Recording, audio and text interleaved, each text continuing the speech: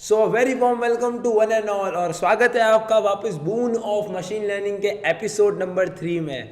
और आज के इस एपिसोड में हम लोग बात करने वाले स्टैटिस्टिकल लर्निंग मेथड्स के बारे में। अब यार बहुत सारे लोगों के दिमाग में आ रहा था कि कब आएगा एपिसोड 3, तो आ चुका है और बहुत जल्दी आया है एज कंपेरिजन टू एपिसोड 2। तो हम देखने वाले हैं स्टैटिस्टिकल लर्निंग के बारे में। फटाफट से बिना किसी टाइम को वेस्ट करें हम चलते हैं स्टैटिस्टिकल लर्निंग के ऊपर, जहां हम एल्गोरिदम्स को भी आज डिस्कस करने वाले हैं। जो मेजर एल्गोरिदम्स है 4-5 उसके बारे में हम समझने की कोशिश करेंगे, रिग्रेशन को समझने की कोशिश करेंगे। तो चलो चलते हैं हम लोग हमारी स्क्रीन पे। So I welcome you all to the boon of machine learning.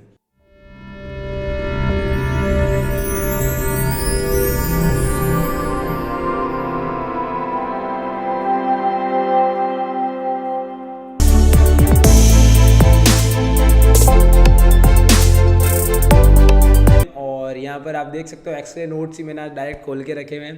तो अगर मैं बात करूँ नॉर्मल बुक्स में ये कहाँ पर है बुक में, तो आप अगर आप इसमें आओगे तो आपको पेज नंबर 35 पे ये टॉपिक्स मिलेंगे जो आज हम लोग कवर करने वाले हैं। ठीक है, स्टैटिस्टिकल लर्निंग मेथड जो है पेज नंबर 33 के ऊपर लिखा हुआ है।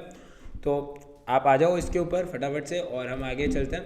तो स्टैटिस्टिकल लर्निंग बेसिकली है क्या? तो they are nothing but the set of tools which we use for understanding data. अब मतलब अगर डेटा को समझने की टूल्स की बात आती है तो यहाँ पर हम क्या करते हैं, कुछ टूल्स का यूज़ करते हैं। अब वो टूल्स क्या हो सकते हैं? Supervise learning, unsupervise learning. यानी डेटा को समझने के लिए हम जो टूल्स का यूज़ करते हैं वो क्या हो जाता है तुम्हारा स्टैटिस्टिकल लर्निंग। ठीक है, तो अब यहाँ पर टूल्स किस तरीके से हो सकते हैं? जैसे पहला टूल क्या हो सकता है? सुपरवाइज लर्निंग मेथड हो सकता है, जो क्या करता है आउटपुट को प्रिडिक्ट करता है बेस्ड ऑन इनपुट। और एक होता है अनसुपरवाइज लर्निंग, जो कि क्या ट्राई करता है, वो रिलेशनशिप फाइंड आउट करने की कोशिश करता है किसके बीच में? गिवन डेटा के बीच में। ठीक है, उस डेटा के बीच में रिलेशनशिप फाइंड आउट करने का जो काम होता है वो अनसुपरवाइज लर्निंग करता है। वेयरएज अगर मैं बात करूँ केवल आउटपुट प्रिडिक्ट करना है इनपुट के बेसिस पे, तो वो सुपरवाइज लर्निंग आराम से कर ही देता है। तो आई थिंक आपको ये चीज़ अब क्लियर हो चुकी होगी। अब देखो अगर अपन नॉर्मल बुक पे आते हैं तो देखो यहाँ पर क्या लिखा हुआ है, वही सेम चीज़ मैंने लिखी हुई है कि they are the set of tools which we use for understanding data. This tools can be classified into supervise learning and unsupervise learning. ठीक है, जैसा अपन ने यहाँ पर देखा। अब यहाँ पर देखो the set of approaches we use to estimate F यानी फंक्शन। ठीक है, यानी ये वो चीज़ है जो हमें प्रिडिक्ट करनी है। तो हम जितनी भी अप्रोचेज यूज लेते हैं जिससे हमें प्रिडिक्ट करना पड़े किस चीज़ को, एक्चुअली में उस एफ एक्स को, तो वो जो सेट ऑफ अप्रोचेज है which we use for prediction of that F, that is nothing but your statistical learning. यानी कुल मिला के यार दुनिया गई तेल लेने, आपको एफ फाइंड करना है। ठीक है, इतना ही दिमाग लगाना है, एफ को फाइंड आउट करना है। तो देखो y is equal to F X plus E, where y is your response, F X is the thing which you have to predict and E is your error. जो आपका random error आता है उसको हमने इसमें जोड़ दिया है। तो अब आप समझ चुके हो कि स्टैटिस्टिकल लर्निंग किस तरीके से है और इसकी इक्वेशन किस तरीके से आपको लिखनी है। और अगर मैं बात करूँ वेरिएंस की, आपको वेरिएंस कैसे निकालते हैं किसी भी चीज़ का, जो कि आगे जाके बहुत इंपॉर्टेंट रोल प्ले करने वाला है। तो वेरिएंस निकालने के लिए आपको सबसे पहले करना क्या होगा? सबसे पहले आपको मीन निकालना है। मीन निकालने के बाद आपको उसको हर वैल्यू में से माइनस करके समीशन करना है। देखो आपको मीन को क्या करना है, हर वैल्यू में से माइनस करना है, हर डेटा वैल्यू में से, और उसका समीशन करना है। जब आप ये कर दोगे तो आपके पास ये समझ सकते हो, सॉरी उसको स्क्वायर करने के बाद समीशन करना है, तो आपके पास ऐसा रिजल्ट आएगा। और ये आने के बाद आप उसको डिवाइड करना है n-1 यानी नंबर ऑफ ऑब्जर्वेशन जो है आपकी, उससे उसको डिवाइड करना है। ठीक है, तो ये अपन ने ये किया। सबसे पहले अपन ने क्या किया, मीन निकाला। तो first of all we will find the mean and then we will subtract that from every value. जो भी हमारी हर वैल्यू है उसमें से हम इस मीन को क्या कर देंगे, सब्ट्रैक्ट कर देंगे। फिर उस रिजल्ट को हम स्क्वायर करके उसका समीशन करने के बाद नंबर ऑफ ऑब्जर्वेशन -1 से डिवाइड कर देंगे। जब हम ये करेंगे तो जो हमारे पास आंसर आएगा उसको अपन बोलेंगे वेरिएंस। ठीक है, आगे वेरिएंस बहुत काम आएगा, इसलिए ये थोड़ा ढंग से देखना। तो स्टैटिस्टिकल लर्निंग में हमने देखा कि ये वो सेट ऑफ अप्रोचेज है जिससे अपन क्या पता लगाते हैं, एफ के बारे में पता लगाते हैं। ठीक है, ई क्या है, एरर है, वाई क्या है, रेस्पॉन्स है। अब ये जो टूल्स है इसको दो में डिवाइड किया जाता है, जो सुपरवाइज लर्निंग और अनसुपरवाइज लर्निंग। सुपरवाइज लर्निंग क्या काम आता है, आउटपुट को प्रेडिक्ट करने में काम आता है इजीली, ये तो पता है। बट अनसुपरवाइज में क्या होता है, वो पैटर्न आइडेंटिफाई करता है उसी गिवन डेटा के अंदर। तो आई थिंक ये चीज़ आप समझ गए। अब आगे आते हैं। अब देखो अब चीज़ें मज़ेदार होगी। देखो अब हम थोड़ी देर के लिए मेरे को जाए होना पड़ेगा, नहीं तो ये आपको दिखेगा नहीं लिखा हुआ। सो 1 2 3 अंधकार की दुनिया में मैं वापस चला गया। ठीक है, तो ये यहाँ पर क्या है, वेरिएबल। तो वेरिएबल को दो में डिवाइड किया गया है। पहला होता है तुम्हारा क्वांटिटेटिव वेरिएबल और दूसरा जो वेरिएबल होता है उसको अपन बोलते हैं क्वालिटेटिव वेरिएबल। अब जो तुम्हारा क्वांटिटेटिव वेरिएबल होता है वो न्यूमेरिकल वैल्यूज रखता है अपने अंदर।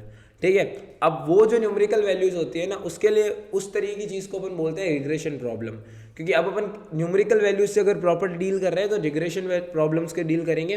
बट अगर मैं क्वालिटेटिव की बात करूँ, अगर मैं कैटेगोरियल वैल्यूज की बात करूँ रेदर देन न्यूमेरिकल वैल्यूज, तब अपन क्लासिफिकेशन प्रॉब्लम्स के बारे में बात करते हैं। ठीक है, अब जब हमारे पास न्यूमेरिकल वैल्यूज होती है तो हम दो तरीके के रिग्रेशन अभी स्टडी करने वाले हैं। होते तो बहुत तरीके के हैं, बट हम स्टडी मेजरली अभी दो तरीके के करेंगे। पहला जो करने वाले हैं वो करने वाले हैं लीनियर रिग्रेशन, और जो दूसरा हम लोग करने वाले हैं वो करने वाले हैं KNN रिग्रेशन। दोनों के बारे में अच्छी तरीके से देखेंगे, प्रॉपर एक्सरे फॉर्म में इस चीज़ को समझने की कोशिश करेंगे। और अगर मैं बात करूँ कैटेगोरियल वैल्यूज़ के बारे में, ठीक है, जो क्लासिफिकेशन प्रॉब्लम्स हैं उसमें हम लोग क्या स्टडी करने वाले हैं। सबसे पहले यहाँ मैं आपको एक है ना ट्रिक बताता हूँ, यहाँ मैं आपको एक ट्रिक बताऊंगा, इसको याद रखने का तरीका, क्लासिफिकेशन प्रॉब्लम के एल्गोरिथम्स का कैसे आप इनको याद रख सकते हो। बहुत इजी तरीका है, आपको सिर्फ एक फॉर्मूला याद रखना है, SKL बगदर, SKL बगदर। अब इसका फुल फॉर्म क्या है, S for SPM, K for KNN, L for logistic, B for boosting, G for game, D for decision tree, R for random forest. Simple, SKL बगदर, SKL बगदर। ये आपका क्या खून में आ जाना चाहिए। क्या होता है, आप ब्लड डोनेट करते हैं ना, वैसे ये समझ लो मैंने किया है, ये आपके खून में आ जाना चाहिए, नस नस में आ जाना चाहिए। ठीक है, कि अगर कभी भी कैटेगोरियल वैल्यूज़ या क्लासिफिकेशन वैल्यूज़ की बात की जाए तो SKL बगदर, SKL बगदर। बट अगर मैं बात करूँ क्वांटिटेटिव वैल्यूज़ के बारे में, जहाँ न्यूमेरिकल वैल्यूज़ आती है, जो रिग्रेशन लाइक प्रॉब्लम्स होती है, वहाँ पर हम दो तरीके के रिग्रेशन के बारे में जानेंगे। पहला जो हम जानेंगे वो जानेंगे लीनियर रिग्रेशन, और एक अपन जानेंगे KNN रिग्रेशन। समझ गए? तो बस आगे चलते हैं अब और देखते हैं एक एक चीज़ को। तो सबसे पहले हम बात करने वाले हैं क्लासिफिकेशन के बारे में। तो क्लासिफिकेशन एक्चुअली में क्या है, तो classification is nothing but predicting a discrete class variable. ठीक है, मतलब जो डिस्क्रीट क्लास वेरिएबल है उसका प्रिडिक्शन करना। ठीक है, डेटा को क्लासीफाई करना दो या दो से ज़्यादा क्लासेस के अंदर, जो अपन ने स्टार्टिंग में ही देखा था। अगर आप रैंडमली यूट्यूब पे आकर सर्च करोगे ना क्लासिफिकेशन मशीन लर्निंग, अगर मैं सर्च करूँगा और इमेजेस में जाऊँगा तो ये देखो सिंपल, यही एक जो डायग्राम है ये मज़ेदार है, इससे आपको सब समझ में आ जाता है। यानी क्या कर रहे हो आप, डेटा को क्लासीफाई करते हो दो और दो से ज़्यादा क्लासेस के अंदर। भाई मैंने क्लास ए बनाई, ये मैंने क्लास बी बना दी, तीसरी होती तो तीसरी क्लास बन जाती। ऐसे करके मल्टी क्लासेस भी बन सकती है, जो अपन ने स्टार्टिंग में देखा था कि अगर दो क्लासेस होती है तो उसको बाइनरी क्लासिफिकेशन बोलते हैं। ठीक है, और अगर आपके पास मल्टीपल क्लासेस होती है तो उसको मल्टी क्लास बोलते हैं। तो आपको कुछ भी नहीं करना है, क्लास लेवल का जो आपको क्या करना है उसको प्रिडिक्ट करना है, डिस्क्रीट क्लास लेवल आपको प्रिडिक्ट करना है, और आपको डेटा को क्लासीफाई करना है दो या दो से ज़्यादा क्लासेस के अंदर। अब यार देखो, classification problem with two variables. ठीक है, classification problem with two variables को अपन बाइनरी बोलते हैं, और ज़्यादा वेरिएबल्स होते हैं तो मल्टी क्लास क्लासिफिकेशन बोलते हैं। ठीक है, अब इसका एग्जाम्पल सबसे अच्छा क्या है, जैसे अगर आपने ईमेल यूज़ किया होगा कभी, 2 मिनट के लिए वापस आ जाता हूँ समझाने के लिए एग्जाम्पल। तो अगर आपने कभी भी ईमेल यूज़ किया होगा, ठीक है, 1 2 3 स्टार्ट। ठीक है, अभी आया नहीं क्या, 1 2 3 स्टार्ट आ गया।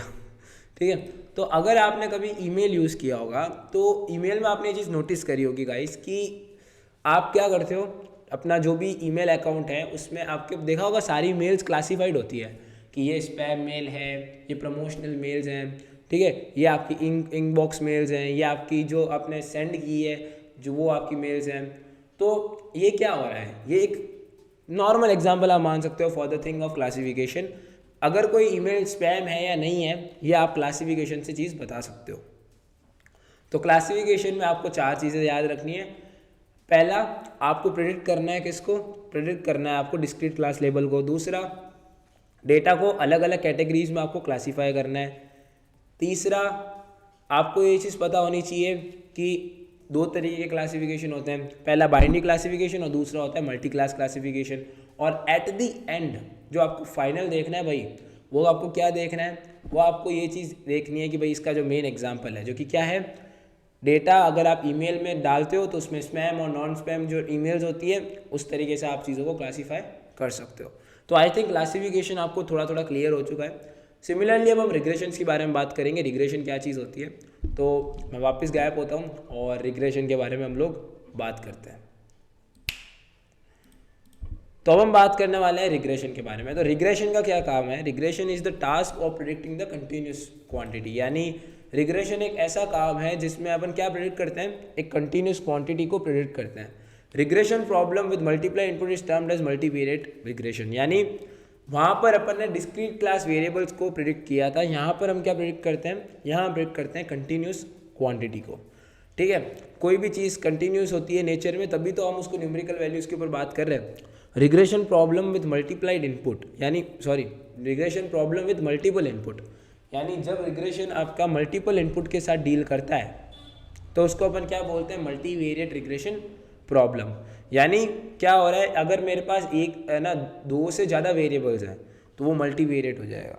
समझ गए ना? मतलब जब हमारे पास इनपुट्स मल्टीपल हो तो उसको मल्टीवेरिएट प्रॉब्लम्स में डालेंगे। जैसे यहाँ पर एक देखो बहुत प्यारा एग्जाम्पल लिखा है, predicting flock over a time period of time, यानी इसमें बेसिकली ये लिखा हुआ है कि अगर सपोज आपको स्टॉक मार्केट में आप गए, ठीक है, और टाइम के साथ स्टॉक कितना बढ़ रहा है घट रहा है, ये जितनी भी चीज़ें हैं इनको प्रिडिक्ट करना ये रिग्रेशन का काम है। बिकॉज यहाँ पर पूरा नंबर्स का खेल है, मैथमेटिक्स का खेल है। Prediction of quantity factors take place, यानी क्वांटिटी का जो है प्रिडिक्शन वो ज़्यादा इंपॉर्टेंट है। ठीक है, क्वांटिटी का यहाँ पर क्या हो रहा है? प्रिडिक्शन है कि भाई कितनी क्वांटिटी, यहाँ अपन क्वालिटी का प्रिडिक्शन कर रहे हैं, जो कैटेगरी है उसका प्रिडिक्शन कर रहे हैं। तो अब मैं दोनों का कंपैरिजन की तरह स्पीक करूंगा, दोनों का अगर कंपैरिजन आ जाता है तो आप ये दोनों बना के आओगे तो नंबर तगड़े मिलेंगे। और अगर ये चीज़ आपको लॉन्ग टर्म के लिए इंटरव्यू को भी बतानी है तो भी ये बहुत अच्छी चीज़ है। तो क्लासिफिकेशन क्या है? Prediction of discrete class variable. इधर क्या प्रिडिक्ट हो रहा है? Continuous quantity. इधर 2 या 2 से ज़्यादा क्लासेस में अपन डेटा को क्या करते हैं? लेबल करते हैं। ठीक है, 2 और 2 ज़्यादा क्लासेस में लेबल करते हैं। यहाँ हम लोग क्या करते हैं? प्रिडिक्शन करते हैं क्वांटिटी का। ठीक है, यहाँ हमारे पास अगर 2 वेरिएबल्स होते हैं तो उसको बाइनरी क्लासिफिकेशन बोलते हैं, और अगर ज़्यादा वेरिएबल्स होते हैं तो उसको मल्टी वेरिएबल क्लासिफिकेशन बोलते हैं। बट रिग्रेशन में अगर आपके पास मल्टीपल इनपुट्स होते हैं तो उसको मल्टीवेरिएट रिग्रेशन प्रॉब्लम बोल देते हैं। इधर स्पैम मेल वाला एग्जाम्पल चलता है, इधर स्टॉक मार्केट का जो प्रिडिक्शन है टाइम पीरियड के साथ वो यहाँ पर एग्जाम्पल चलता है। तो आई थिंक आप क्लासिफिकेशन और रिग्रेशन समझ गए हो, बेसिक सारा। ठीक है, तो इसी के साथ अब मैं वापस आऊँगा 2 मिनट के लिए स्क्रीन पे, जिससे मैं आपको कुछ कंसेप्ट्स वापस एक बार समझा सकूँ। ठीक है, 1 2 3। तो अभी अपन ने ये देखा क्लासिफिकेशन और रिग्रेशन के बारे में, अपन ने पूरी चीज़ समझी। अब आ चुकी है 2 मेजर चीज़ें जो कि नॉर्मली काफ़ी लोग स्किप कर देते हैं, जो कि बहुत ज़्यादा इंपॉर्टेंट है, जो कि है वेरिएंस और बायस। अब पता है मज़े की बात क्या है, बहुत लोगों को ये कन्फ्यूजन होता है कि 2 कंसेप्ट है क्या मेजरली। ठीक है, तो इस बार मैंने जो वेरिएंस और बायस है वो मैंने प्रॉपरली लिखा है जिससे आपको समझ में आ सके, और एक एग्जांपल्स के साथ हम इस चीज़ को समझेंगे। तो पहले हम वेरिएंस की बात करते हैं। How much ML function can adjust depending on the given data set, यानी कुल मिलाकर आप ये मान सकते हो, अगर मैं वेरिएंस की बात करूँ तो अगर मैं मेरे डेटा सेट में कुछ मेजर चेंजेस करता हूँ सपोज, तो उससे मेरे फंक्शन पे जो इम्पैक्ट पड़ रहा है, ठीक है, यानी जब मैं ट्रेनिंग डेटा सेट जो है उसमें थोड़ा सा चेंज कर देता हूँ, मेरी स्टेटमेंट्स को समझना, ठीक है, वापस बोल रहा हूँ। अगर मैं मेरे ट्रेनिंग डेटा सेट में क्या कर देता हूँ, कुछ चेंजेस कर सकता हूँ, तो वो जो मैंने जब चेंजेस करे मेरे ट्रेनिंग डेटा सेट में, उससे जो वो f है, ठीक है, जो ML का जो फंक्शन है उसमें क्या चेंज आया, यानी उसने कितना एडजस्ट किया, तो वो जो चीज़ होती है उसको अपन वेरिएंस बोलते हैं। यानी ट्रेनिंग डेटा सेट के कुछ पोर्शन में अगर मैं चेंज कर देता हूँ तो उससे मेरे वेरिएंस में क्या इम्पैक्ट पड़ता है, या अगर मैं मेरे ट्रेनिंग डेटा सेट में थोड़ा सा चेंज कर देता हूँ तो मेरे जो मशीन लर्निंग का फंक्शन है उसमें क्या इम्पैक्ट पड़ता है, ये आपको किससे पता लगती है? वेरिएंस। यही वेरिएंस एक्चुअली, यानी how much the function will change when you will make some changes in your portion of the training data set, तो वो आपका वेरिएंस आ जाता है। यानी ट्रेनिंग डेटा सेट के कुछ पोर्शन में आप चेंज कर दो, उससे आपका मशीन लर्निंग का जो फंक्शन है उसमें क्या चेंज आएगा, वो वेरिएंस बताता है। समझ गए? अब देखो इसका एग्जाम्पल क्या है, when we overfit your model, अगर हम किसी मॉडल को ओवरफिट कर देते हैं। तो जब आप किसी मॉडल को ओवरफिट करते हो, अब आगे जाके अपन इसको भी समझेंगे कि ओवरफिटिंग और अंडरफिटिंग क्या होती है, बट अभी के लिए आप ध्यान रखिए ओवरफिट करना है यानी उसको ये समझ सकते हो बहुत ज़्यादा वैल्यूज़ दे देना, मतलब ट्रेनिंग डेटा सेट, ठीक है, ओवरफिट कर देना। तो अगर मैं बात करता हूँ ओवरफिटिंग की, तो जब उसको हम ओवरफिट कर देंगे, ठीक है, तब हमारा जो वेरिएंस है वो बढ़ जाएगा, ट्रायल एरर जो है हमारा वो भी बढ़ जाएगा, बट जो बायस है वो कम हो जाएगा। ठीक है, ये चीज़ ध्यान रखना। अब देखते हैं बायस क्या होता है। बायस आपका होता है, अब मेरे को 2 मिनट के लिए गायब होना पड़ेगा, नहीं तो आपको चीज़ दिखेगी नहीं।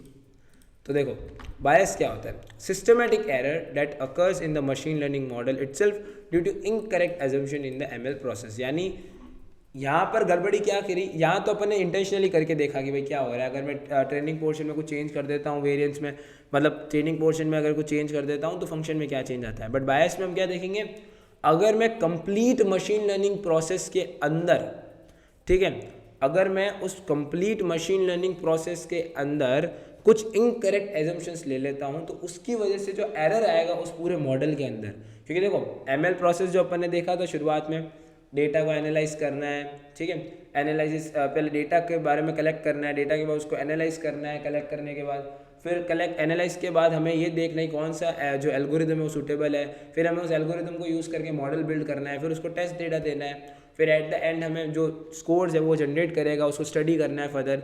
तो ये जो पूरा प्रोसेस है, इसके अंदर अगर मैं कहीं पे भी इनकरेक्ट एजम्पशंस ले लेता हूँ रिलेटेड टू डेटा और समवॉट, तो उसकी वजह से जो उस पूरे एमएल मॉडल में एरर आएगा वो क्या होता है, सिस्टमेटिक एरर होता है।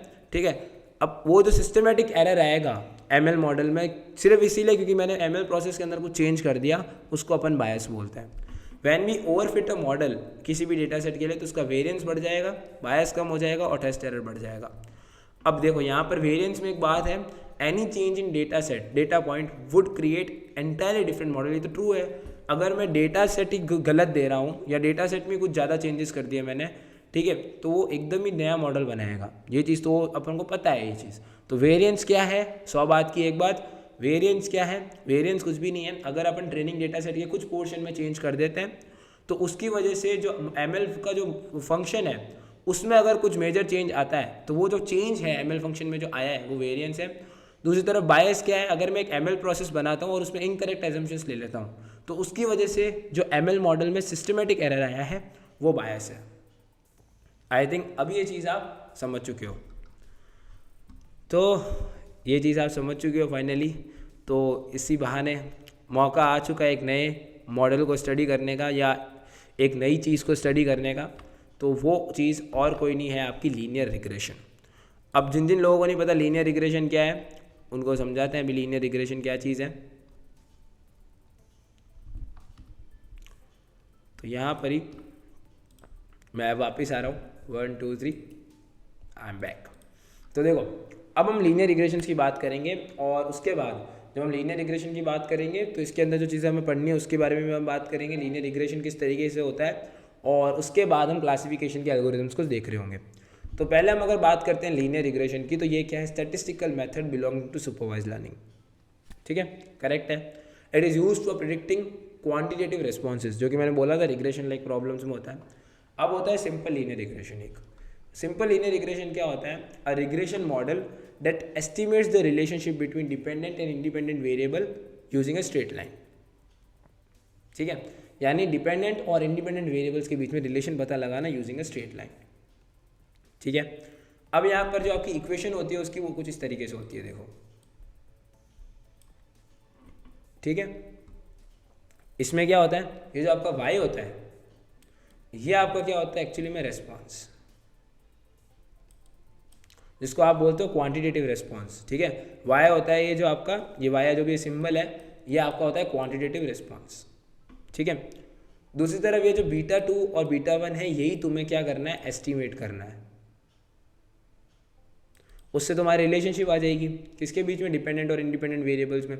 मैं मोस्ट अच्छा एग्जाम्पल इसका ये है, आपको यहाँ पर एक लाइन दिख रही होगी। अब आपने देखो इधर देखो इन्होंने रिलेशनशिप पता लगाया, इस लाइन को यूज़ करेंगे। तो ये रिग्रेशन का एक बहुत सिंपल एग्जांपल है।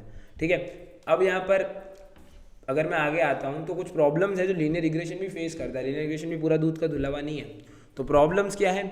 Non linearity of the response predictor relationship, ठीक है, को relation of error terms, the non-constant variation of error terms when the actual prediction is very far from the estimated one. This happened due to incorrect record of data. Unusual values of predictor impact the regression line as high leverage points where two or more predictor variables are closely correlated to each other. Then it is the challenge to weed out the individual effect of single predictor variable. तो देखो सबसे पहले तुम्हें इसके लिए ये जानना पड़ेगा कि प्रिडिक्टर वेरिएबल क्या होता है और जो रेस्पॉन्स वेरिएबल्स है ये चीज़ें क्या होती हैं। तो प्रिडिक्टर वेरिएबल क्या होता है? जो वेरिएबल आपको प्रिडिक्ट करने में मदद करे, ठीक है, जो रिलेशनशिप को प्रिडिक्ट करने के लिए काम करे, प्रिडिक्टर वेरिएबल। तो अब देखो यहाँ पर अगर मैं इसका एक्सरे शॉट में आके देखता हूँ तब मज़ा आएगा। तो यहाँ मैं आ चुका हूँ इसके एक्सरे शॉट्स में और यहाँ आप देख सकते हो काफ़ी अच्छी तरीके से चीज़ें लिखी हुई हैं। तो अब मैं गायब होता हूँ और ये आपको पढ़ाता हूँ। देखो अभी तक अपन ने क्या देखा? अपन ने ये देख लिया कि भाई एक स्टैटिस्टिकल मेथड है which is belonging to supervise learning. It predicts the quantitative responses जो कि आपका ये वाई है। It estimates the relationship between dependent and one independent variables, ठीक है, using the straight line. Our job is to estimate beta 1 और beta 0, ठीक है, ये अपन को इतना अपन को समझ में आ गया। अब देखो problems, non linearity of the response and predictor relationship, यानी रेस्पॉन्स और प्रेडिक्टर रिलेशनशिप के बीच में नॉन लीनियरिटी होना, पहला इसका प्रॉब्लम है। दूसरा को relation of error terms, error terms का को रिलेशन होना, ये भी एक इसकी प्रॉब्लम है। जो आप प्रिडिक्शन एस्टिमेट करते हो और जो एक्चुअल प्रिडिक्शन होता है वो बहुत ज़्यादा दूर होना, ठीक है। और ये क्यों होता है? जब अपन इनएक्यूरेट रिकॉर्ड ऑफ डेटा उठाते हैं, ठीक है। इसमें क्या होता है, जो आपका एक्चुअल प्रिडिक्शन है वो तो कुछ और ही है और जो एस्टिमेट कर रहे हो वो कुछ और ही है, क्योंकि machine learning is all about prediction. आप क्या प्रिडिक्ट करते हो, ठीक है, क्या वो मशीन क्या एल्गोरिथम्स उसको प्रिडिक्ट कर रही है, कैसे आपकी लाइफ ईजी कर रही है, ठीक है। Unusual prediction impact in the regression line if 2 और मोर प्रिडिक्टर्स आर कनेक्ट और को रिलेटेड, ठीक है, अगर 2 या 2 से ज़्यादा प्रिडिक्टर क्या हो, को रिलेटेड हो। अब देखो यहाँ पर आप एग्जाम्पल क्या ले सकते हो, जैसे एक्चुअल प्रिडिक्शन आपका एस्टिमेटेड से दूर हो, इसका क्या कर सकते हो, सपोज नेटफ्लिक्स है या आपका गूगल असिस्टेंट ले लो, ठीक है। आपने उसको बोला कि भाई play a song of my taste suppose, तो उसने कोई एक्शन सॉन्ग लगा दिया, लेकिन जो हमारी पसंद है वो तो एकदम नॉर्मल जो आपका जैज सॉन्ग होता है ना, जो ऑर्केस्ट्रल सॉन्ग होते हैं, मेरे को वो ज़्यादा पसंद है, बट उसने एक्शन सॉन्ग लगा दिए, तो एक्चुअल प्रेडिक्शन तो इससे बहुत ज़्यादा दूर हो गई। अगर मैं आपको बताऊँ रिग्रेशन का मेजर रोल का आता है, तो ये एक तो स्टॉक मार्केट में काम आता है और तुम्हारा जो गूगल मैप्स है उसमें भी रिग्रेशन का बहुत बड़ा रोल होता है for distance calculation and all. तो रिग्रेशन का जो रोल है वो बहुत खतरनाक रोल है, ठीक है, आपके गूगल मैप्स में काम आता है, हर जगह आपको रिग्रेशन भी दिखने को मिलेगा। तो ये कुछ प्रॉब्लम्स थी कि नॉन लीनियरिटी, रेस्पॉन्स और प्रेडिक्टर के बीच में होना, एरर टर्म्स का को रिलेशन होना, ठीक है, और तो और एक्चुअल प्रेडिक्शन जो आपका है वो बहुत दूर होता है किससे, एस्टिमेट कर रहा है जिससे। ये नॉर्मल तब होता है जब आप एक एक्यूरेट डेटा सेट उठा लेते हो और जब 2 या 2 से ज़्यादा प्रेडिक्टर क्या हो, को रिलेटेड हो, तब ये प्रॉब्लम्स आती है इस मॉडल में। तो ये आपको दिख गया। अब हम जाएंगे और जानेंगे KNN रिग्रेशन के बारे में सबसे पहले, ठीक है। तो मैं वापस आ जाता हूँ, 1 2 3 आई एम बैक। तो यहाँ पर हम अब क्या जानने वाले हैं, यहाँ हम जानने वाले हैं KNN रिग्रेशन के बारे में। तो देखो KNN रिग्रेशन क्या है, non parametric approach of estimating and predicting values, यानी ये एक नॉन पैरामेट्रिक अप्रोच है, ठीक है, और ये क्या काम आती है, एस्टिमेट करना, प्रिडिक्ट करना वैल्यूज़ को। It uses feature similarity to predict values of new data points. ये किसको यूज़ करती है, फीचर सिमिलैरिटी को यूज़ करती है to predict values of new data point. यानी अगर जैसे ये आप देख सकते हो, अगर मैं आपको इसका एग्जांपल दूंगा आपको खट से समझ में आ जाएगा। देखो जैसे यहाँ पर ये ग्राफ है, ठीक है, अगर मैं एक नया यहाँ पर आपको बना के देखो, ये एक मैंने ग्राफ बना दिया, या कुछ सर्कल्स हैं, ठीक है, और कुछ यहाँ मेरे पास ट्रायंगल्स हैं। अब ये एक डेटा सेट आया, ठीक है, तो ये कैसे करेगा KNN रिग्रेशन इसको, देखो ये इससे ज़्यादा सिमिलर है या इससे ज़्यादा सिमिलर है, इससे ज़्यादा सिमिलर है, तो ये इसमें चला जाएगा। यानी क्या हुआ, ये क्या कर रहा है, वापस देखना, इट यूजेस फीचर सिमिलैरिटी। किसको यूज़ कर रहा है, फीचर की सिमिलैरिटीज़। अगर उस कैटेगरी में और उस डेटा में सिमिलैरिटी होगी बेस्ड ऑन द फीचर्स, तो वो क्या करेगा, उसको डेटा पॉइंट की वैल्यूज़ को प्रेडिक्ट करने में काम आएगा, ठीक है। तो इसने यही काम किया। Based on the feature similarity हम क्या करते हैं, न्यू डेटा पॉइंट्स की वैल्यू को प्रिडिक्ट करते हैं, ठीक है। और ये एक नॉन पैरामेट्रिक अप्रोच है ही है, ठीक है, for estimating and predicting values. समझ गए। अब देखो KNN रिग्रेशन में क्या होता है, it predicts fx where x0 is the prediction point by averaging out all the n0 responses. यानी क्या करता है, ये fx को प्रेजेंट कर रहा है, यानी वही चीज़ जो मैंने बोला था आपको कि आपको मैंने शुरुआत में बोला था कि आपको प्रिडिक्ट क्या करना है, fx करना है।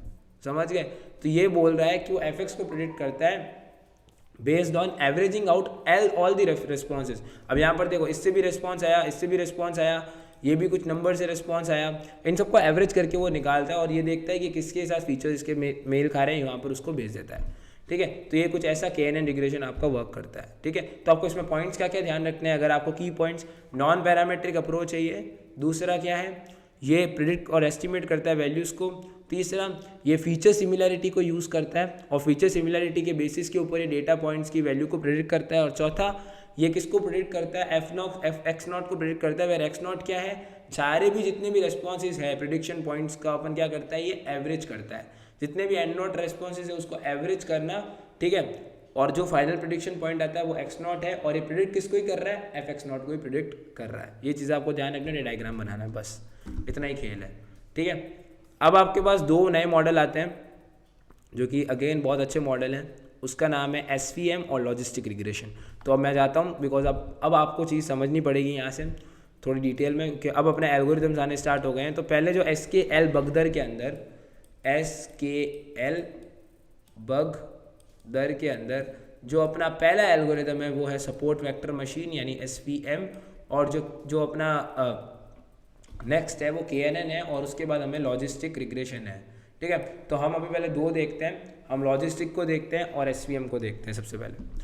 तो देखो, अगर मैं बात करता हूँ सबसे पहले एल्गोरिथम की जो कि है सपोर्ट वेक्टर मशीन, तो सपोर्ट वेक्टर मशीन क्या चीज़ है, सपोर्ट वेक्टर मशीन ये मान सकते हो, ये पहले तो सुपरवाइज मशीन लर्निंग एल्गोरिथम है, ये दोनों के लिए काम आता है for the classification and regression challenges, ठीक है।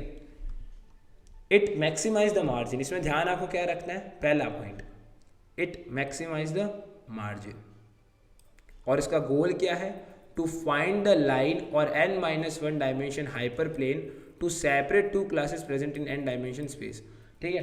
तो इसका गोल ये है, या तो लाइन या मेरे को n-1 hyper plane find out करना है, ठीक है, जो दो क्लासेस को सेपरेट कर सके, किसके अंदर, n डायमेंशन स्पेस में। अब अगर मैं आपको इसका नॉर्मल दिखाता हूँ एक्सरे फॉर्म की जगह, ठीक है, तो अगर मैं नीचे आता हूँ यहाँ पर और आप सपोर्ट वेक्टर मशीन में आते हो इस जगह पे, ठीक है, तो यहाँ आपको एक डायग्राम दिख रहा होगा ये, तो इसका गोल ही क्या है, मार्जिन को पहले तो मैक्सिमाइज करने का है। किसको मैक्सिमाइज करना है, मार्जिन को मैं क्या करेगा, मैक्सिमाइज करना है, ठीक है, मार्जिन को मैक्सिमाइज करना, और इसका गोल है एक लाइन या एक n-1 hyper plane find out करना, ठीक है, उस प्लेन के अंदर जो सेपरेट कर सके दो क्लासेस को, ठीक है, जो सेपरेट कर सके दो क्लासेस को। समझ गए। अब ये कहाँ प्रेजेंट होना चाहिए, ये प्रेजेंट होना चाहिए n डायमेंशन स्पेस में, जो भी वो लाइन है या n-1 डायमेंशन हाइपर प्लेन है वो कहाँ प्रेजेंट होना चाहिए, n डायमेंशन स्पेस के अंदर। समझ गए। अब ये n-1 वगैरह जनरलाइज है, अगर मैं 3D की बात करता हूँ, 2D की बात करता हूँ, तो किस तरीके से हमें फाइंड आउट करना पड़ेगा, ये उस तरीके से यहाँ पर लिखा गया है। ये कोई n-1 डायमेंशन हाइपर प्लेन ऐसा कुछ नहीं होता, बट अगर मैं 3 लिखता हूँ इसकी जगह 2 लिखता हूँ तो उसके हिसाब से ये चीज़ वैलिड रहे, इसीलिए यहाँ n का यूज़ किया गया है, ठीक है। तो देखो वापस वही, SVM stands for support vector machine, ठीक है, SVM stands for support vector machine, और SVM का जो मेजर रोल है वो क्या है, पहले तो मार्जिन को अपनी मैक्सिमाइज करना, और इसका गोल क्या होता है, इसका गोल बहुत सिंपल सा है, मेरे को या तो लाइन फाइंड आउट करनी है या n-1 dimension hyper plane find out करना है। किसके अंदर फाइंड आउट करना है, n डायमेंशन प्लेन के अंदर, यानी n डायमेंशन के अंदर मेरे को क्या करना है, ये चीज़ फाइंड आउट करनी है। अगर तुम नीचे भी आओगे तो यहाँ चीज़ साफ लिखी हुई है कि n डायमेंशन स्पेस के अंदर इसका गोल क्या होता है, लाइन को या n-1 डायमेंशन हाइपर प्लेन को फाइंड आउट करना, यही इसका मेजर रोल है। आई होप समझ गए। अब अगर मैं बात करूँ लॉजिस्टिक रिग्रेशन की, ठीक है, तो लॉजिस्टिक रिग्रेशन क्या खेल है वो अपन देखते हैं। तो लॉजिस्टिक रिग्रेशन क्या है, it is the linear model of for classification rather than regression. यानी ये किसका मॉडल है? Linear model for classification rather than regression. Regression के अंदर अपन पढ़ रहे हैं लॉजिस्टिक रिग्रेशन जो मैंने बोला था, बट इसका काम जो है वो इसके बिल्कुल उलट है। ठीक है, ये क्लासिफिकेशन में ज़्यादा काम आता है पहले तो। दूसरा, it uses the logistic function. किसको यूज़ करता है? पहले तो लॉजिस्टिक फंक्शन को। और क्या करने के लिए यूज़ करता है? To model a binary dependent variable. क्योंकि क्या करता है? It uses its logistic function to model a binary dependent variable. Logistic function को यूज़ करके बाइनरी डिपेंडेंट वेरिएबल को क्या करता है? ये मॉडल करने में काम आता है। ठीक है, तो समझ गए क्या इसका खेल है? बहुत सिंपल सा है, 2 लाइन है। पहला, लॉजिस्टिक रिग्रेशन का मेजर रोल किस में आता है? क्लासिफिकेशन में। दूसरा, यहाँ पर ये क्या करता है? अपने लॉजिस्टिक फंक्शन को यूज़ करता है। वहाँ पर जैसे एसवीएम में अपन का गोल क्या था कि भाई मैं n-1 डायमेंशन हाइपरप्लेन या कोई भी लाइन फाइंड आउट करनी है n डायमेंशन स्पेस के अंदर और मेरे मार्जिन को मैक्सिमाइज करने का। इधर क्या है? इधर ये मेनली किस लिए काम आता है? क्लासिफिकेशन के लिए। और ये लॉजिस्टिक फंक्शन को यूज़ करता है अपने मॉडल करने के लिए। किसको? बाइनरी डिपेंडेंट वेरिएबल्स को। ठीक है, it is known as logic regression. The probabilities describing the possible outcomes of a single trial are modelled using logistic function. यानी कुछ ऐसी प्रोबेबिलिटीज़ जो क्या डिस्क्राइब करती है कि भाई इस ट्रायल के पॉसिबल आउटकम्स हो सकते हैं। यानी एक पर्टिकुलर चीज़ के पॉसिबल, जैसे अगर मैं नेटफ्लिक्स की बात करूँ तो नेटफ्लिक्स में भी एक चीज़ के देखने के कितने ज़्यादा मूवीज़ वगैरह हैं, तो पॉसिबल कितने ज़्यादा आउटकम्स हैं, कितने ज़्यादा आउटकम्स हैं। तो मैं कौन सा चूज़ करूँगा मूवी देखने, उसके बाद मेरे को आगे क्या रिकमेंडेशन दिया जाएगा। तो जब मेरे पास n number of possible outcomes आते हैं किसी भी एक सिंगल एक्शन के मेरे, तो मैं लॉजिस्टिक फंक्शन को यूज़ करके उसको मॉडल कर सकता हूँ। समझ गए? यानी जब मेरे पास पॉसिबल आउटकम्स जो हो वो बहुत ज़्यादा हो, ठीक है, और सिंगल ट्रायल में मेरे पॉसिबल आउटकम्स बहुत ज़्यादा हो, तो उनको मॉडल करने के लिए मैं लॉजिस्टिक फंक्शन का भी यूज़ कर सकता हूँ। ठीक है, तो बस यही लॉजिस्टिक फंक्शन था। अगर इसका आप एक्सरे देखते हो तो वो भी आपको कुछ इस तरीके से ही देखने को मिलेगा। तो अब मैं इसके एक्सरे मोड पे जाता हूँ। तो देखो अब आपको एक्सरे मोड दिख रहा हो, तो देखो यहाँ पर भी वही चीज़ लिखी हुई है। It is the linear mode for classification rather than regression. It uses logistic function to model binary dependent variables. Probabilities describing the possible outcomes of a single trial are modeled using logistic function। बस खेल खत्म हो गया। ये हो गया तुम्हारा logistic regression. ठीक है, अब आ जाते हैं नीचे और देखते हैं KNN क्लासीफायर्स के बारे में एकदम डिटेल में कि KNN क्लासीफायर अब क्या चीज़ है भाई। तो अब आते हैं KNN क्लासीफायर के ऊपर। तो देखो अगर आप कभी भी KNN की बात करो ना, तो लाइफ में एक चीज़ ध्यान रखना, ये एक बहुत लेज़ी लर्निंग टेक्निक है। ठीक है, बहुत ही ज़्यादा लेज़ी लर्निंग टेक्निक है। तो अगर मैं बात करता हूँ इसकी KNN क्लासीफायर की, तो KNN क्लासीफायर एक्चुअली में करता क्या है? सबसे पहले तो लेज़ी लर्निंग टेक्निक है। ठीक है, और ये क्या करता है? एक नए डेटा पॉइंट को क्लासीफाई करता है based on the similarity in the specific group of the neighbouring data points. ठीक है, यानी नई डेटा को क्या करता है? क्लासीफाइड करता है किसके बेसिस पे? Based on the similarities in the specific group और the neighbouring data points. Same वही जब अपने KNN रिग्रेशन में देखा था ना, उसी की तरह ये वर्कआउट करता है। ठीक है, तो ये क्या करता है? कोई भी नया डेटा पॉइंट आता है वो चेक करता है कि आसपास के ग्रुप में किससे ज़्यादा सिमिलैरिटीज़ मैच हो रही है, और अगर उसको लगता है कि नहीं भाई इससे अच्छी तरीके से मैच हो रही है, तो वो उसको क्या कर देता है? उसको उसके बेसिस पे क्लासीफाई कर देता है। Training data set is represented on the Euclidean hyperplane. Training data set को कहाँ रिप्रेजेंट किया जाता है? यूक्लिडियन हाइपरप्लेन के ऊपर।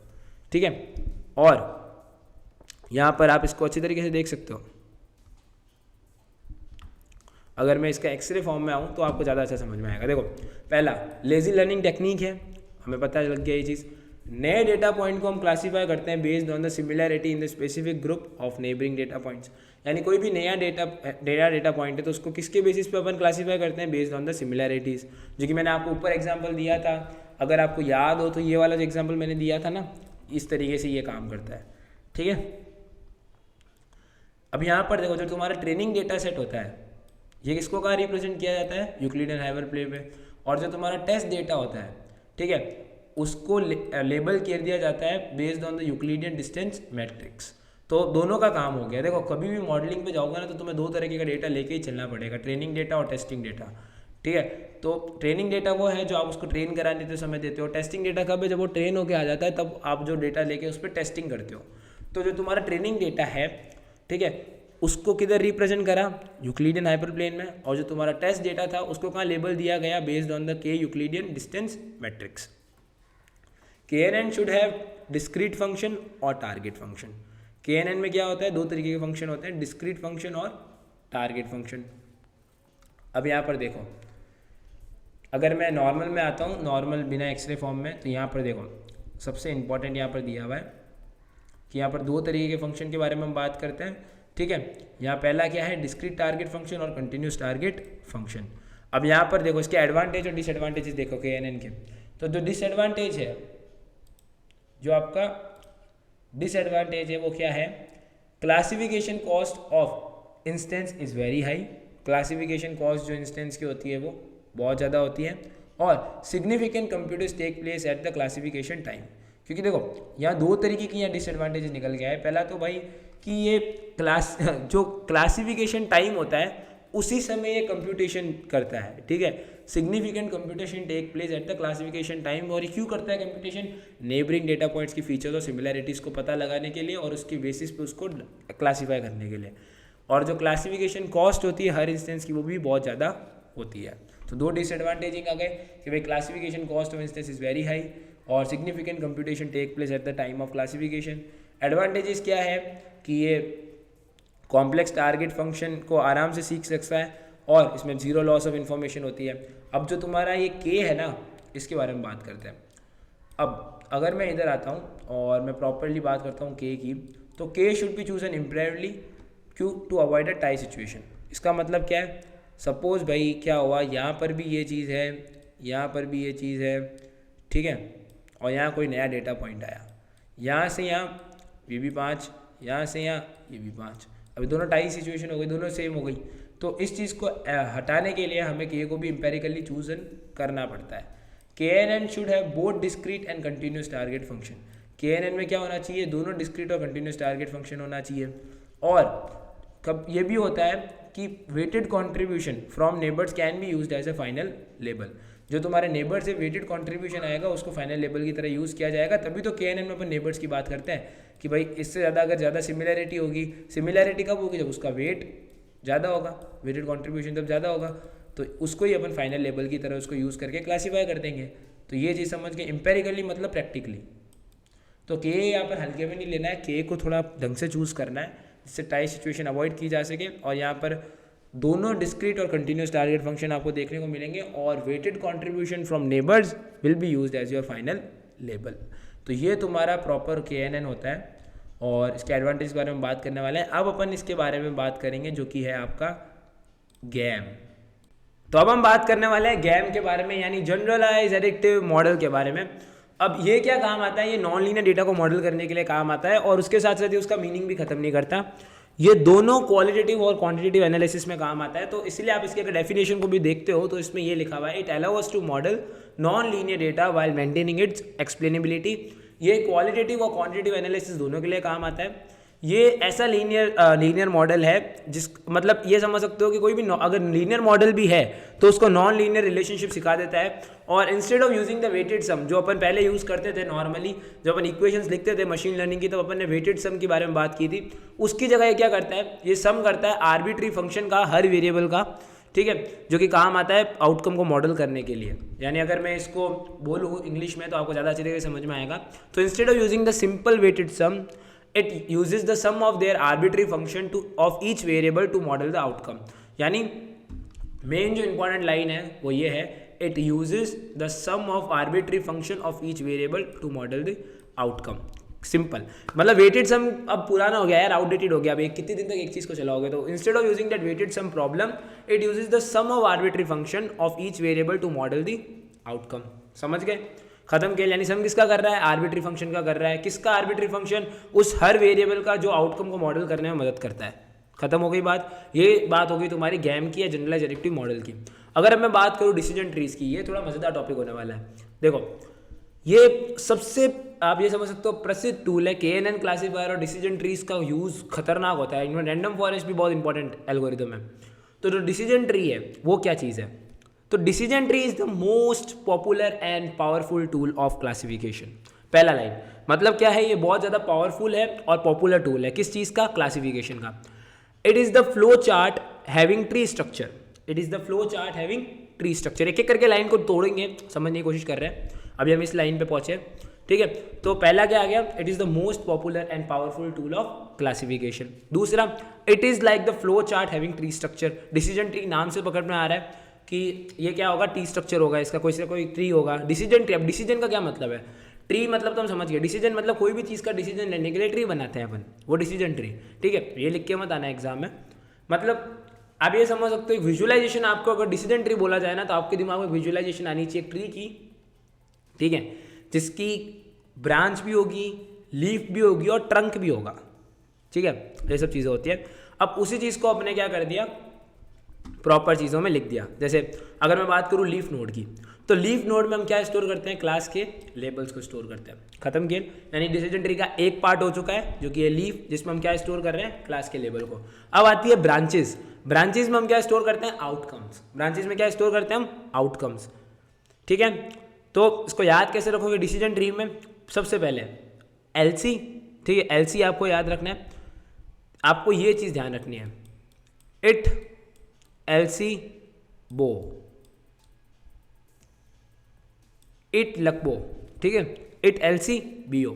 इट मतलब क्या होता है, जो आपकी इंटरनल नोड है उसमें क्या स्टोर होगा, उसमें क्या होगा, इंटरनल नोड में आपका टेस्ट होगा किसके ऊपर, एट्रीब्यूट्स के ऊपर, यानी जो वैल्यूज आप यूजर दे रहा है उसके ऊपर हम टेस्टिंग करेंगे उस मॉडल की। तो इंटरनल नोड में क्या होगा, टेस्ट ऑन द एट्रीब्यूट्स, तो इट हो गया, इट एलसी बीओ। अब बात करते हैं एलसी की। एलसी यानी क्या हो गया, लीफ नोड, और सी मतलब क्लास लेबल, यानी लीफ नोड में हम क्या स्टोर करेंगे, क्लास लेबल को। फिर बीओ यानी ब्रांच में हम क्या करेंगे, जो आउटकम आया है टेस्ट के बाद उसको हम किस में स्टोर करेंगे, ब्रांच में करेंगे। तो समझ में आ गया, वापस बोलो मेरे साथ, डिसीजन ट्रीज में क्या आता है, it L C B O, it L C B O. It stands for अगर इंटरनल नोड में टेस्ट होगा एट्रीब्यूट्स के ऊपर, लीफ में क्लास के लेबल्स स्टोर होंगे, ब्रांचेस के अंदर outcomes of the test store होगा, ये चीज तुम्हारी क्या हो जाएगी, इट एलसी बीओ। अब अगर बात की जाए डिसीजन ट्रीज को और डिटेल में, तो it's a graphical representation of all the possible solution of to a decision based on condition. यानी ये एक ग्राफिकल रिप्रेजेंटेशन है सारे पॉसिबल सॉल्यूशंस का, ठीक है, to a decision based on condition. यानी कोई भी कंडीशन के बेसिस के ऊपर जो भी डिसीजन लिया जाए उसके जितने भी पॉसिबल सॉल्यूशंस होते हैं उसका एक ग्राफिकल रिप्रेजेंटेशन बना के रख दिया, ठीक है, जिसमें मेजरली 3 चीजें हैं, लीफ नोड, इंटरनल नोड और ब्रांच। लीफ, अब आपको क्या याद रखना है, it L C B O, internal node में टेस्ट हो रहा है, एलसी लीफ नोड में क्लास लेबल हो रहा है, ब्रांच में आउटकम स्टोर हो रहा है। तो ये तुम्हारा क्या हो गया, decision trees. I think introduction बहुत अच्छा लगा होगा, तो ये बहुत काम भी आता है। अब अपन ये देखेंगे कि एक एल्गोरिदम है जो कि डिसीजन ट्री में बहुत काम आता है, ठीक है। तो हम क्या देखेंगे, अब ये जो डिसीजन ट्री है, ये जो एल्गोरिदम को फॉलो करता है उसको हम बोलते हैं ID3 एल्गोरिदम।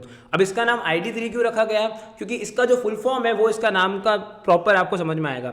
इसका जो प्रॉपर पूरा नाम है वो है इटरेटिव डाइकोटोमाइजर 3, ठीक है। अब ये इटरेटिव डाइकोटोमाइजर 3 क्या चीज़ है, इटरेटिव मतलब बार बार रिपीट होने वाला, डाइकोटोमाइजर मतलब डिवाइड करने वाला, 3 यानी उस एल्गोरिदम का जो नंबर है वो 3। इटरेटिव डाइकोटोमाइजर 3 मतलब क्या करता है, ये एल्गोरिदम हर इंस्टेंस में कंटिन्यूसली क्या करता है, फीचर्स को 2 या 2 से ज़्यादा ग्रुप्स में डिवाइड करता जाएगा। तो क्या समझ गए, इटरेटिव मतलब बार बार, यानी ये एल्गोरिदम कंटिन्यूसली, देखो नाम से पकड़ो इटरेटिव, तो इटरेटिव दिमाग में आते हैं, आपको क्या लिखना है वहां पर, दिस एल्गोरिदम कंटिन्यूसली, इतना तक पहुंच गए अपन। डाइकोटोमाइजर यानी डी से डिवाइड, ठीक है, डी से डिवाइड, तो dichotomiser D, this algorithm continuously divides, यानी डाइकोटोमाइज यानी डिवाइड करना। फिर किसको करेगा भाई, अपन तेरे को मेरे को तो नहीं करेगा, किस चीज़ को करेगा, फीचर्स को डिवाइड करेगा, किस में, 2 या 2 से ज़्यादा ग्रुप्स में, बस। यानी क्या हो गया, ID3 algorithm is nothing but iterative dichotomiser 3 which will continuously divides the features into 2 और मोर देन 2 ग्रुप्स। समझ में आ गई बात, इटरेटिव डाइकोटोमाइजर इसका नाम क्यों पड़ा, ये इसका रीजन है, ठीक है, क्योंकि कंटिन्यूसली ग्रुप्स को डिवाइड करता जाएगा, ठीक है, ग्रुप्स में। अब देखो, it uses top down greedy approach to build a decision tree, यानी क्या करेगा, ये टॉप से डाउन ग्रीडी अप्रोच यूज करता है to build a decision tree. So it uses the top down greedy approach to build a decision tree. अब देखो, अब ये जो पूरा इतना प्रोसेस लिखा हुआ है ना, इसको मैं तुम्हें छोटी सी एक यहाँ पर एक मैंने मूवी बनाई है, मूवी स्टोरी से हम इसको समझने की कोशिश करेंगे, ठीक है, ट्राई करते हैं, देखते हैं कोई नई चीज़ निकल के आएगी यहाँ से अभी अपन के पास। तो पहला F, तो हमें क्या करना है, कोई भी एफ मतलब फीचर, तो फीचर का पहले अपन को कैलकुलेट करना है क्या, इन्फॉर्मेशन गेन। अब जिन लोगों को नहीं पता इन्फॉर्मेशन गेन क्या होता है, अभी अपन देखते हैं। अगर मैं इन्फॉर्मेशन गेन लिखता हूँ तो इन्फॉर्मेशन गेन क्या आता है, the amount of information gain about a random data और signal observing another random variable. ठीक है, और मैं अगर इधर एम एल लिखता हूँ तब आई थिंक अपन को प्रॉपर डेफिनेशन मिल जाएगी, वही चीज़ है। The amount of information gained about a random variable और a signal from observing another variable, यानी एक वेरिएबल के लिए इन्फॉर्मेशन को गैदर करना while observing the another variable is information gain. ठीक है, डेटा में इन्फॉर्मेशन गेन क्या होता है, it is the reduction of entropy और surprising by reduced by transforming a data set. ठीक है, डेटा को सेट को ट्रांसफॉर्म करना, ठीक है, और उसके अंदर की जो डिस्टर्बेंसेस है या जो रैंडमनेस है, एंट्रोपी मतलब रैंडमनेस होता है, रैंडमनेस को जो नॉइजी एरर है पार्ट उसको रिड्यूस करना इन्फॉर्मेशन गेन हो गया। मतलब अगर आपको इन्फॉर्मेशन गेन होगा तभी तो आप उसके अंदर से एरर वगैरह सब हटाओगे। तो हमें पहले सारे फीचर्स का इन्फॉर्मेशन गेन कैलकुलेट करना है, उसके बाद हम क्या करेंगे, सपोज अपन ये मानते हैं कि एक एस अपना डेटा सेट है, तो अपन क्या करेंगे नेक्स्ट स्टेप में, पहला स्टेप क्या है, सारे फीचर्स का इन्फॉर्मेशन गेन कैलकुलेट करेगा ये। फिर क्या करेगा, जो अपना सेट है मतलब डेटा सेट का जो सेट है पूरा एस, ठीक है, उसको हम तोड़ेंगे सबसेट में, उसको हम क्या तोड़ेंगे, सबसेट में तोड़ेंगे। अब सबसेट में तोड़ने के बाद अभी तक हमने क्या किया, फीचर्स का इन्फॉर्मेशन गेन कैलकुलेट किया, फिर हमने एक सेट को सबसेट में तोड़ा। अब अपन क्या करेंगे, उस सबसेट से फीचर एक्सट्रैक्शन यूज़ करके या फीचर यूज़ करके हम क्या करेंगे, उसका इन्फॉर्मेशन गेन निकालेंगे।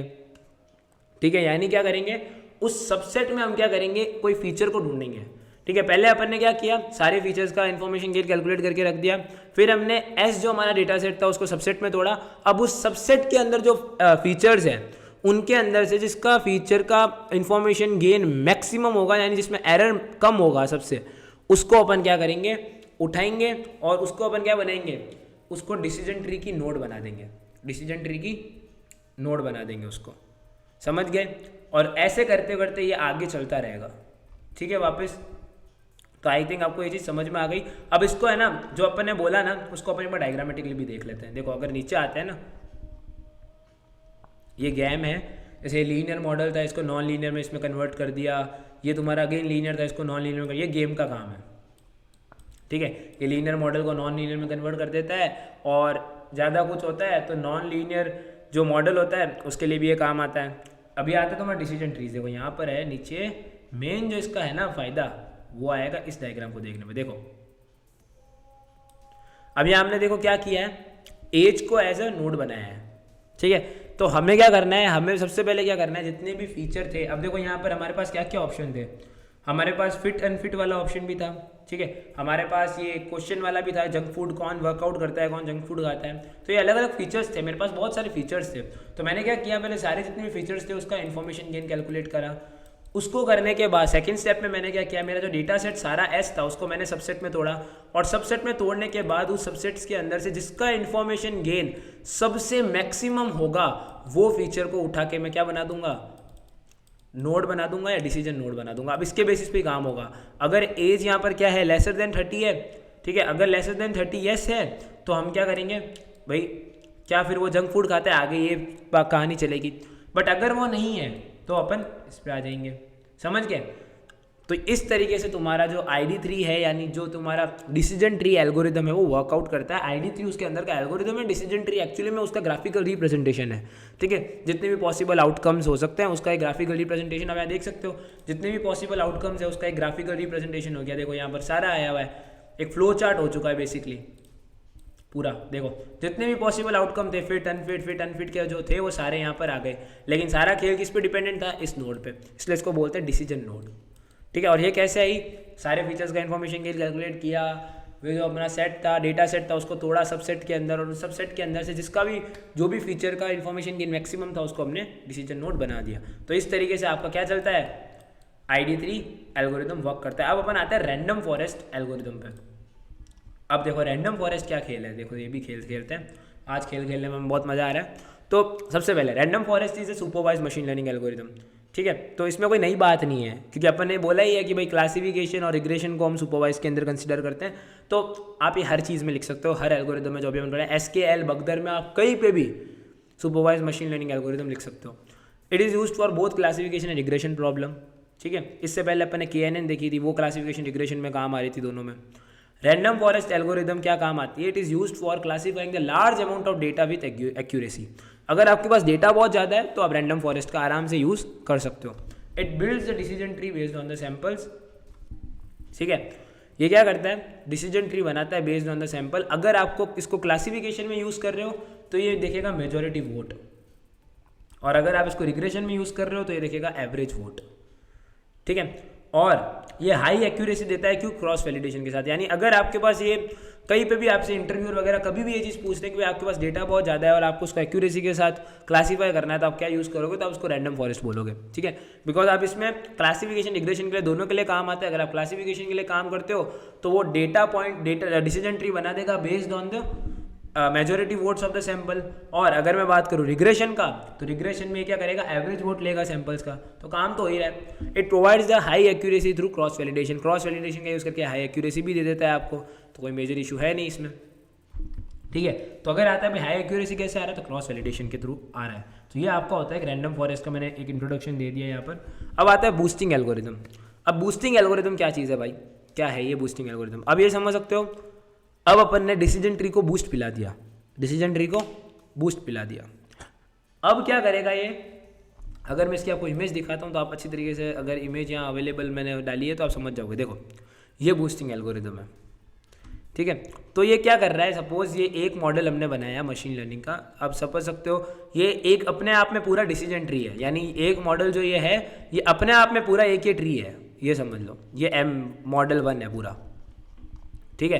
तो ये मॉडल 1, मॉडल 2, मॉडल 3 मॉडल है। तो अब अपन क्या करेंगे? एक एक करके चलेंगे। जैसे मैंने मॉडल 1 बनाया, इसकी जो भी वीकनेसेस थी वो नीचे वेट के पास गई, और अब क्या हुई? ये जितनी भी मतलब इसने क्या किया बेसिकली, इसका जो भी आउटकम आया, ये मान सकते हो कि इसका जो भी आउटकम आया, जो भी वेट आया, और इसके अंदर जो भी वीकनेसेस थी मॉडल 1 में, वो मॉडल 2 में उसका सोल्यूशन चला गया, ठीक है भाई। मॉडल 1 से हमें आउटपुट अच्छी तरीके से मिल गया, यानी पहले डिसीजन ट्री से हमें जो भी आउटपुट अच्छा खासा मिला, और उसके अंदर जो कमी थी उसको रेक्टिफाई कर दिया गया मॉडल 2 में। वापस मॉडल 2 से कुछ आया, अब इसके अंदर जो कमी थी वो मॉडल, अब देखो जैसे जैसे मॉडल आगे जा रहा है, जो आपका एल्गोरिदम है वो क्या होता जा रहा है? परफेक्ट होता जा रहा है। ये इसकी खासियत है। अब ये स्लो क्यों है? क्योंकि देखो यार यहाँ इसको बनाना कितना कॉम्प्लेक्स है। ये हमने यहाँ पर डायग्राम तो बहुत सिंपल सा बना दिया, बट रीज़न क्या है? ये अपने आप में इंडिविजुअल डिसीजन ट्रीज है, तो ये थोड़ा कॉम्प्लेक्स बन जाता है। अगर अपन को इस मॉडल को डेवलप करना है तो ये थोड़ा कॉम्प्लेक्स भी है बनाना, और सेकेंड थिंग ये थोड़ा स्लो भी होगा, बिकॉज इसके अंदर हेल लॉट ऑफ कैलकुलेशन है, बिकॉज हर एक मॉडल में उसकी सारी पॉसिबिलिटीज़ है। बिकॉज डिसीजन ट्री में अपन ने यही पढ़ा था कि भाई उसमें सारी पॉसिबल जितनी भी है वो सारी चीज़ें आती है, पॉसिबल आउटकम्स आते हैं। अब यहाँ एग्जाम्पल के लिए मैंने डिसीजन ट्री लिया है, आप इसकी जगह कोई भी रैंडम फॉरेस्ट एल्गोरिदम भी मान सकते हो, बट अगर आप उसको इस ऑर्डर में खेलते हो आगे, तो ये क्या हो जाता है आपका boosting algorithm. Classifiers are learned on the modified data set sequentially, यानी ये जो भी क्लासीफायर्स हैं मॉडल M1, M2, M3, ये क्या है? सिक्वेंशली क्या करते हैं? सीखते रहते हैं एक दूसरे से। जितने ज़्यादा मॉडल्स होंगे वो आपस में क्या करेंगे? सीखेंगे। Each tree is grown from information from previous tree, यानी ये इससे जो भी इन्फॉर्मेशन आई उसको यूज़ करके, उसकी वीकनेसेस को फिक्स करके नया आया मॉडल। तो क्या हो रहा है? ये चीज़ जैसे जैसे एल्गोरिथम आगे जा रहा है ये थोड़ा और स्ट्रॉन्ग होता जा रहा है। अब इसका वर्किंग क्या है? Random sample of data is selected. सबसे पहले क्या है? Random sample of data is selected, fitted with a model and trained sequentially. Data क्या होता है? Random sample of data select होता है, फिर उसको मॉडल में फिट किया जाता है और उसको सिक्वेंशली ट्रेन करना स्टार्ट कर दिया जाता है। Each model tries to compensate for the weakness of its predecessors. Predecessors मतलब क्या होता है? प्रेसिडर यानी पहला वाला, यानी हर एक जो मॉडल आगे बन रहा है, जैसे M2 बन रहा है, तो उसके अंदर जो M1 की कमी होगी वो नहीं आएगी, उसका वो फिक्स हो चुका होगा, ठीक है। ये चीज़ कहना चाह रहे हैं, यानी हर जो मॉडल आपका बनता है वो पुराने वाले मॉडल से अच्छा बनता है, उसकी वीकनेसेस वो नहीं लेके जाता, ठीक है, और उसकी वीकनेसेस को फिक्स करने की कोशिश करता है। यानी पहले अपन ने क्या करा? सबसे पहले हम रैंडम सैंपल ऑफ डेटा को सेलेक्ट करेंगे, फिर हम उसको मॉडल में फिट करेंगे और उसको ट्रेन करेंगे। डेटा सेलेक्ट किया, मॉडल में फिट किया और उसको ट्रेन किया, और ट्रेन करने के बाद अब जब आगे मॉडल्स बनेंगे तो जो अगला मॉडल बनेगा, हर अगला मॉडल जो बनेगा उसमें पुराने वाले की वीकनेसेस नहीं होगी, वो रिजॉल्व हो चुकी होगी। ये चीज़ को आपको ध्यान रखना पड़ेगा। तो ये है बूस्टिंग एल्गोरिदम। एक्चुअली में जब ये सबसे परफेक्ट मेरे को लगता है पर्सनली, बिकॉज होता क्या है ना गाइस कि ये जैसे जैसे आगे जा रहे हैं अपन, मॉडल जैसे जैसे इंप्रूव होते जा रहे हैं, वैसे वैसे आप ये देख रहे हो कि हमारा एल्गोरिदम और स्ट्रॉन्ग होता जाएगा। जो हमारे पास nth मॉडल होगा वो सबसे परफेक्ट मॉडल होगा बाकी सारे मॉडल्स में से, और उसका जो आउटकम होगा वो भी ज़्यादा एक्यूरेसी तक होगा। तो ये सबसे अच्छा एल्गोरिदम मेरे को लगता है, मैंने ये हर चीज़ को बूस्ट कर सकता है, ठीक है, मतलब हर एल्गोरिदम को ये बूस्ट कर सकता है अगर अपन बूस्टिंग एल्गोरिदम उस पर लगाए, इसलिए इसका नाम भी बूस्टिंग एल्गोरिदम ही है। तो आई थिंक आप ये चीज़ समझ गए हो। अब हम बात करते हैं बेयजियन बिलीफ नेटवर्क के बारे में कि क्या है बेयजियन बिलीफ नेटवर्क, ये क्या काम आता है बेसिकली। तो आप ये मान सकते हो कि यार एक ऐसा नेटवर्क है जो कि प्रोबेबिलिटी को यूज़ करके बना हुआ है, प्रोबेबिलिटी डिस्ट्रीब्यूशन को यूज़ करके बना हुआ है। अब बेयजियन बिलीफ नेटवर्क को समझने के लिए पहले अपन को समझना पड़ेगा बेयजियन नेटवर्क को। तो बेयजियन नेटवर्क एक्चुअली में क्या होता है, तो बेयजियन नेटवर्क कुछ आप ये समझ सकते हो ऐसे नेटवर्क्स होते हैं, कुछ ऐसे मॉडल्स होते हैं जो कि बने जाते हैं, डेटा लिया जाता है, जब एक्सपर्ट के ओपिनियन से डेटा लिए जाते हैं, ठीक है, और मतलब जब एक्सपर्टाइज डेटा लेके कोई मॉडल बनाया जाता है तो उसको बेयजियन नेटवर्क्स बोलते हैं। अब ये आपने एक सुना होगा कि चोर आया, अलार्म बजनी चाहिए, नहीं, ये जो भी चीज़ें होती है सारे बेयजियन नेटवर्क्स के अंदर आती है, ठीक है। अब मैं ये बता सकता हूँ कि यार ये रियल वर्ल्ड एप्लीकेशंस में बहुत इसका यूज़ है कि जो प्रोबेबिलिटी के ऊपर फॉलो करती है वो एप्लीकेशन जिसका प्रोबेबिलिटी सेंट्रिसिटी होता है उसके लिए बहुत काम की चीज़ है बेयजियन बिलीफ नेटवर्क। तो ये रियल वर्ल्ड एप्लीकेशन में भी बहुत यूज़ है। These networks build from probability distribution, probability distribution को यूज़ करके नेटवर्क्स को बनाया जाता है, मैन्युफैक्चर किया जाता है। अब ये मैन्युफैक्चर मतलब ये फैक्ट्री में नहीं किया जाता है, नेटवर्क को कोड वगैरह को यूज़ करके ही बनाया जाता है, लेकिन इसका जो मेन खेल होता है वो होता है प्रोबेबिलिटी डिस्ट्रीब्यूशन का। यानी एक ऐसा नेटवर्क है जिसको बनाया जाता है प्रोबेबिलिटी डिस्ट्रीब्यूशन को यूज़ करके, ठीक है। अब इसके कुछ पार्ट्स के बारे में हम देख लेते हैं फटाफट से। तो इसका जो मेजॉरिटी जो पार्ट है उसमें एक तो आता है डैग यानी डायरेक्टेड एसाइक्लिक ग्राफ, ठीक है, और एक आपके पास आता है टीसीपी यानी टेबल ऑफ कंडीशनल प्रोबेबिलिटीज़। अब जो तुम्हारा डायरेक्टेड एसाइक्लिक ग्राफ है और table of contents of probability है उसको थोड़ा आगे समझेंगे अपन नेक्स्ट में। अब जैसे यहाँ पर हम क्या लिखे हुए, हमने नोड के बारे में बात की। जैसे बेयजियन नेटवर्क के अंदर क्या होता है, दो तरीके के खेल होता है, एक नोड होते हैं और कुछ आर्क होते हैं। नोड में क्या चीज़ें होती है, नोड में होते हैं रैंडम वेरिएबल्स, ठीक है, जो कि कंटिन्यू भी हो सकते हैं और डिस्क्रीट भी हो सकते हैं। और क्या होता है, और इसके अंदर जो तुम्हारा आर्क होता है वो रिप्रेजेंट करता है कि भाई उन दो नोड्स के बीच में एक्चुअली में रिलेशनशिप्स क्या है, ठीक है, और कंडीशनल प्रोबेबिलिटीज़ उन रैंडम वेरिएबल्स के बीच में। यानी बेसिकली ये दोनों नोड को कनेक्ट करता है और उसके बीच के अंदर क्या रिलेशनशिप है, क्या कंडीशनल प्रोबेबिलिटीज़ है, इनको रिप्रेजेंट करता है। अब वो नोड क्या है, नोड के अंदर रैंडम वेरिएबल्स होते हैं। नोड के अंदर रैंडम वेरिएबल स्टोर है जो कि कैसे हैं, या तो कंटिन्यूस है या डिस्क्रीट है। और जो तुम्हारे आर्क है वो क्या रिप्रेजेंट करते हैं, वो रिप्रेजेंट करते हैं एक्चुअली में कंडीशनल प्रोबेबिलिटीज़। कंडीशनल प्रोबेबिलिटीज़ को वो लोग रिप्रेजेंट करते हैं। या आप ये समझ सकते हो कि भाई जो भी ग्राफ में नोड्स हैं, ठीक है, जो भी ग्राफ में नोड्स हैं उनको लिंक करने के लिए ये काम आता है। अब अगर अपन यहाँ पर फोटोज़ को देख के समझें तो आप कुछ इस तरीके से इसको देख सकते हो। यानी यहाँ पर क्या हो रहा है, अगर मैं नीचे आता हूँ और मैं आपको प्रॉपर एक दिखाता हूँ एग्जाम्पल से, जैसे ये है, ठीक है, ये एक बेयजियन नेटवर्क है। कैसे है, क्योंकि देखो यहाँ पर बेयजियन बिलीफ नेटवर्क इसलिए है क्योंकि इसके अंदर क्या है, एक नोड है और एक आर्क है।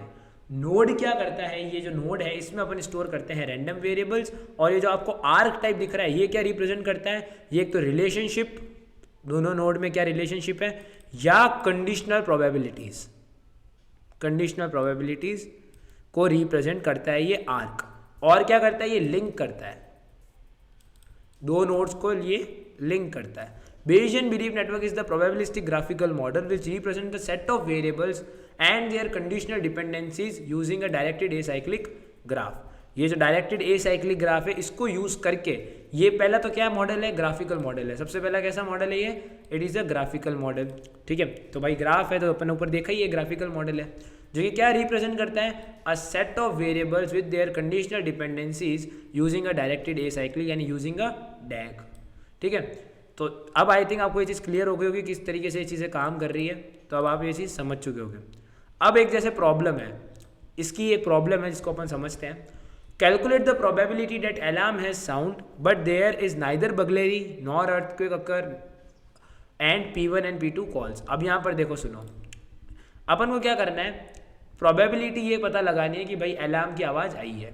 तो सबसे पहले हम क्या करते हैं, ये हम बनाना सिखा रहा हूँ कैसे बनाना है। तो पहले अपन क्या करेंगे, जितने भी लिस्ट ऑफ इवेंट्स हैं, जैसे आप इस क्वेश्चन से निकाल सकते हो, जैसे यहाँ पर अलार्म है साउंडेड, ठीक है, but neither there is a burglary nor there is earthquake, यानी दो है, एक तो इवेंट पकड़ में आ गए, एक तो बगलेरी है और एक अर्थक्वेक, तो अपन उन दोनों को लिख दिया। उससे पहले अलार्म वो अपन ने लिख दी, फिर क्या इवेंट है, P1 call P2 call, P1 call P2 call. तो क्या इवेंट हो सकते हैं, या तो अर्थक्वेक होगी या बगलेरी होगी, अलार्म बज गई, P1 P2 ने P1 को बुलाया, P2 को बुलाया। ये पर्सन है एक्चुअली, पर्सन 1 पर्सन 2, ठीक है। So we can write the events of the problem statement in the form of probability. अब मैंने इसको इस प्रोबेबिलिटी के फॉर्म में लिख दिया, ये देखो अपन ने इसको इस प्रोबेबिलिटी के फॉर्म में लिख दिया, PASA P1 P2, बगलेरी, alarm, earthquake, ये अपन ने सब में इसके फॉर्म में लिख दिया। अब अपन ने यहाँ पर क्या लिखा, अपन ने एक ऐसा ग्राफ बना दिया। इसका क्या मतलब है, अगर बगलेरी होगी तो अलार्म बजेगा और P2 को बुलाया, अगर अर्थक्वेक होगी तो अलार्म बजेगा, P1 को बुलाया या P2 को बुलाया। तो इस चीज़ से आप क्या समझ रहे हो, ये अपन ने क्या किया, जितने भी इवेंट्स थे उसको अपन ने एक डायरेक्टेड ग्राफ के फॉर्म में लिख दिया, जो कि ये है। Now the probability of alarm is given below. अब यहाँ पर आपको क्वेश्चन में ये अलार्म की प्रोबेबिलिटीज दी हुई है। Now the probability of P1 is also given below, ये P1 की प्रोबेबिलिटीज भी आपको दे रखी है। Now the probabilities of P2 is also given, P2 की भी ये चीज़ प्रोबेबिलिटी दे दी गई है, P1 की प्रोबेबिलिटी दे दी गई है, P2 की प्रोबेबिलिटी दे दी गई है, और आपको ये प्रोबेबिलिटी ऑफ अलार्म भी दे दिया गया है। और आपको निकालना क्या है, आपको निकालना तो यही चीज़ है ना भाई, ये जो अब देखो सुनो, अपन को क्या निकालना था, अलार्म है साउंडेड, इसकी अपन को प्रोबेबिलिटी निकालनी थी। तो हम नीचे गए और यहाँ आप देख सकते हो अब कैसे करना है, फाइंड द प्रोबेबिलिटी। अब इसमें आगे कैसे क्वेश्चन बनता है, find the probability of P1 is T1, P2 is T1, A is T, मतलब इसका मतलब क्या है, ठीक है। तो अपन इसको आगे जब सॉल्व करते हैं तो अपन यहाँ पर प्रोबेबिलिटी के कंसेप्ट को यूज़ करके इसका आंसर निकालते हैं, ठीक है। तो ये आपका बेसिकली हो जाता है क्या, इस तरीके से आप इसको रिप्रेजेंट करते हो और इस तरीके से आप इसके सोल्यूशंस को पहुँचते हो, यानी प्रोबेबिलिटी के कंसेप्ट को यूज़ करके आप इसके सोल्यूशन तक पहुँचते हो, ठीक है। तो ये आपका एक हो गया। अब यहाँ पर लिखा हुआ एडवांटेजेस क्या है। अब एडवांटेजेस बेसियन नेटवर्क को यूज़ करने के क्या आते हैं वो अपन देखते हैं। तो जो पहला एडवांटेज है it is the ability to handle missing data, यानी अगर आपके पास कहीं मिसिंग डेटा है तो उसको भी ये हैंडल आराम से कर सकता है आपका Bayesian network. This model encodes the dependencies among the variable, ये मॉडल क्या करता है, डिपेंडेंसीज को एनकोड करता है अमंग द वेरिएबल्स। दूसरा एडवांटेज क्या, learning casual relationship which is used for gaining understanding about public domain which can be used to predict the consequences of intervention। यानी एक मेरी बात सुनो, आप अगर नोड के बीच के रिलेशनशिप्स को स्टडी कर रहे हो तो आपको एक्चुअली में ये चीज़ पता लग जाएगी कि वो प्रॉब्लम एक्चुअली में किस डोमेन के, भी आपको पता लग जाएगा। और आप क्या कर सकते हो, उसके और भी कॉन्सिक्वेंसेस जो हो सकते हैं किसी चीज़ के इंटरवीन होने पे, तो वो भी पता लग जाएंगे। तो दो मेजर चीज़ें हैं इसके, एडवांटेजेस दो है। पहला क्या है, ability to handle missing data, यानी ये मॉडल क्या करता है, डिपेंडेंसीज को एनकोड करता है यूजिंग अमॉन्ग वेरिएबल्स, ठीक है। मतलब पहला यही है कि आपके पास अगर मिसिंग डेटा होगा तो उसको भी हैंडल कर लेगा, यानी उस वेरिएबल्स की रिलेशन चीज़ को समझ के और उसकी डिपेंडेंसीज को समझ के वो मिसिंग डेटा निकाल लेगा। कैजुअल रिलेशनशिप मतलब उन दो नोड्स के बीच में क्या रिलेशनशिप है और किस डोमेन से बिलोंग करते हैं और इसके आगे जाके क्या कॉन्सिक्वेंसेज हो सकते हैं, ठीक है, वो भी अपन को पता लग जाएंगे। अब इसके जो डिसएडवांटेजेस वो क्या है, you have to use your own decision analysis and knowledge when deciding variables to include, यानी जब आप उसका बनाओगे, एक पूरा नेटवर्क टाइप बनाओगे तो आपको खुद का दिमाग लगाना पड़ेगा कि आपको किस तरीके से किस चीज़ को अलाइन करना है। Number of possible network structures increases with number of node, जितनी ज़्यादा आप नोड बढ़ाते रहोगे उतना ज़्यादा आपका network number of possible network structure है वो बढ़ता रहेगा, क्योंकि ये तो जाहिर सी बात है ना भाई, जितनी ज़्यादा आप नोड बनाओगे बड़ा होता रहेगा। लेकिन इससे एक नेगेटिव इंपैक्ट ये पड़ता है कि एक टाइम कंज्यूमिंग तो नहीं होगा, अगर देखूँ तो मीडियम होगा, बट इसका जो एक्चुअली में जो मेन इसका स्टोरेज होगा वो ज़्यादा लेगा, बिकॉज ये जितना ज़्यादा अगर आप उसके नोड्स को बढ़ा दोगे तो उसके पॉसिबल नेटवर्क स्ट्रक्चर्स बढ़ते रहेंगे, जिसकी वजह से वो स्टोरेज भी ज़्यादा लेगा, ठीक है। You have to use your own decision analysis and knowledge when deciding variable to include, आपको कोई खुद का डिसीजन एनालिसिस यूज़ करना है, नॉलेज यूज़ करनी है ये डिसाइड करने के लिए किस वेरिएबल को आपको इंक्लूड करना है या किस वेरिएबल को इंक्लूड नहीं करना है उसके लिए, ठीक है। तो एडवांटेजेस में क्या हो गया, एडवांटेजेस में अपन ने सबसे पहला एडवांटेजेस का ये देखा कि भाई जब अपन इस चीज़ को यूज़ करते हैं तो पहला आप जो मिसिंग वैल्यूज़ है, जो आपकी मिसिंग वैल्यूज़ है वो आप हैंडल कर पाओगे।